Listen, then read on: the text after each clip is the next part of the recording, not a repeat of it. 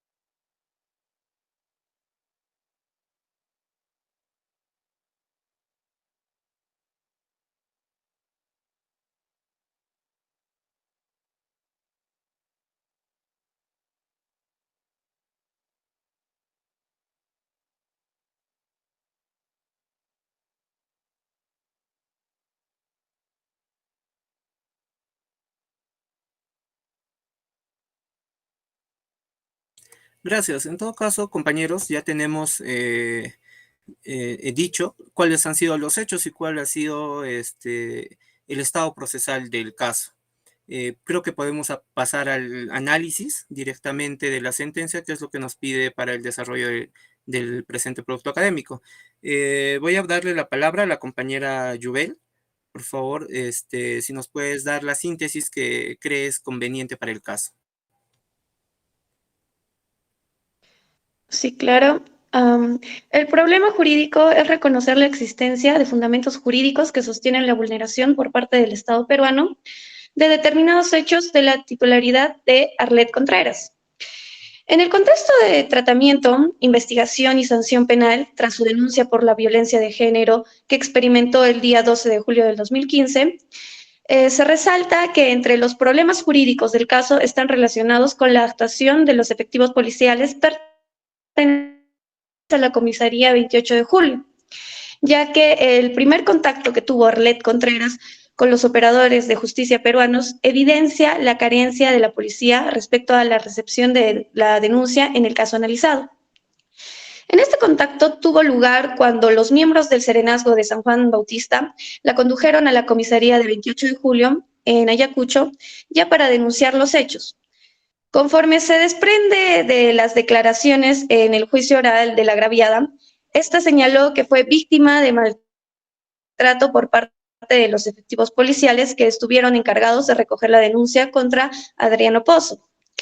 El maltrato que la denunciante pues describe es que en el momento de la denuncia los policías se encontraban en un espacio junto al padre de este mismo y que éste le intimidó e impidió que brinde su declaración totalmente libre.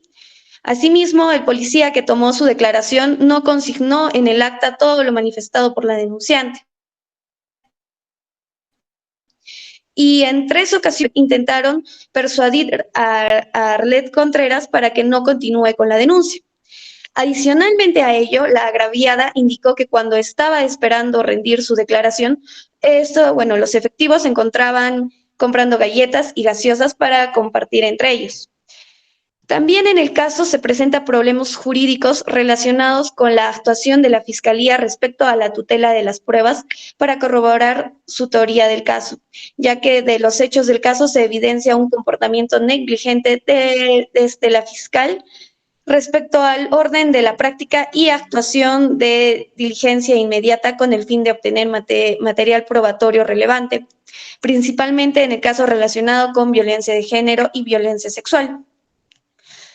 El fiscal a cargo, en su función de investigación, debió cumplir con actuar con las diligencias que resulten pertinentes, conducientes y útiles para lograr el esclarecimiento de los hechos y proceder de acuerdo a la ley. Por su parte, el Ministerio Público incide en que la calidad orientadora de la investigación respecto a la policía es una actuación diligente con el fin de que no se cumplió las disposiciones legales pertinentes. Le doy el pase a mi siguiente compañero. Gracias, compañera Jubel. Sí, y conforme ustedes lo han dicho, respecto de un análisis más interno de la sentencia, me gustaría analizar los argumentos que, por ejemplo, han utilizado los magistrados al momento de emitir la sentencia. Y debo comenzar diciendo que primero, en la sentencia tenemos dos posiciones bien marcadas. Una en la que dos magistrados, dado que se trata de un colegio, un juzgado colegiado, tenemos dos magistrados que han votado absolviendo al señor, al imputado. Y por otro lado, tenemos al doctor Alfredo Barrientos, quien sí consideró la tesis fiscal, pero no en su totalidad. Incluso dispuso que en su voto en discordia, dispuso de que la pena sea menor y de igual manera la reparación civil. En ese sentido, debo comenzar diciendo que en lo que refiere a la tentativa de violación sexual, ambos magistrados, quienes votaron a favor de absolver, se cuestiona que el juzgado haya desmentido el tipo penal, debido a que la víctima no ha buscado o no haya, al momento de ingresar a la habitación del hotel, no sufrió los hechos que se habían, que la fiscalía mencionaba. En ese entender, estos magistrados no tomaron en cuenta que basta que el agresor tenga relaciones sexuales con la víctima a pesar de su negativa para que el bien jurídico que se refiere, es decir, la libertad sexual, que es el bien jurídico protegido, se encuentre lesionado. En ese sentido, los encargados de absolver el caso, los magistrados que han intervenido, exigían que la señorita Contreras deba tener un comportamiento adicional que reflejara justamente esa contrariedad contra el estereotipo, o que existe el estereotipo de género, ¿no? Por su condición de ser mujer. Al respecto, la Comisión Interamericana de Derechos Humanos ha señalado la necesidad de eliminar cualquier perjuicio que descalifique la credibilidad de la víctima o que le otorgue la responsabilidad tácita por lo sucedido en el caso de violencia de género. Respecto a lo que es la tentativa de feminicidio, que es la otra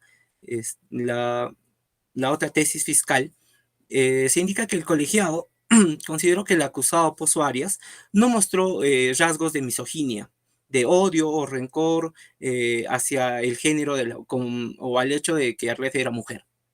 Entonces, en ese sentido, los magistrados llegan a sostener que ello no se habría demostrado a lo largo del proceso y que más bien habrían compartido actividades comunes entre las dos partes, como mencionan, ¿no? El hecho de lavar platos, por ejemplo. En ese sentido, es que ellos consideran que han querido formalizar su relación de matrimonio a pesar del corto periodo de enamoramiento que habían tenido. Eso les lleva a pensar que estas cuestiones indicarían a criterio nuestro como grupo que un serio desconocimiento sobre el tipo penal que ya habíamos mencionado.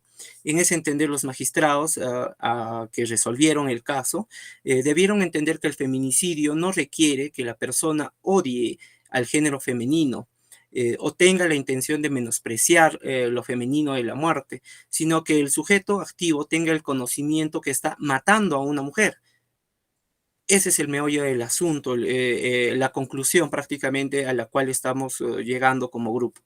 Y esto asociado a un factor de género, que a pesar de ello decida desplegar el ataque contra la vida de la señorita Arlet. Voy a dar paso al compañero Cristian Ito para que continúe, por favor, con su análisis del caso. Bueno, pasaré a explicar la explicación de la sentencia, ¿no? El contenido, lo más rápido posible y conciso. En el caso de Arlet Contreras, es un ejemplo de cómo la violencia de género sigue siendo un problema muy grave en el Perú y cómo la justicia no siempre brinda las respuestas adecuadas. En la sentencia inicial del caso, aunque se condenaba al agresor, eso sí, no lo hacía por un delito de tentativa de feminicidio. ¿Por qué? Porque se generó una gran controversia y una movilización social. La argumentación que da la defensa es más, no fue consistente. Sin embargo, solo se centraron en desacreditar a la parte violentada, ¿no? En la sentencia, finalmente, ¿no? Fue corregida por una instancia superior, por el proceso que dejó evidencia la necesidad de mejorar la capacitación y sensibilidad de los operadores de justicia en materia de violencia de género.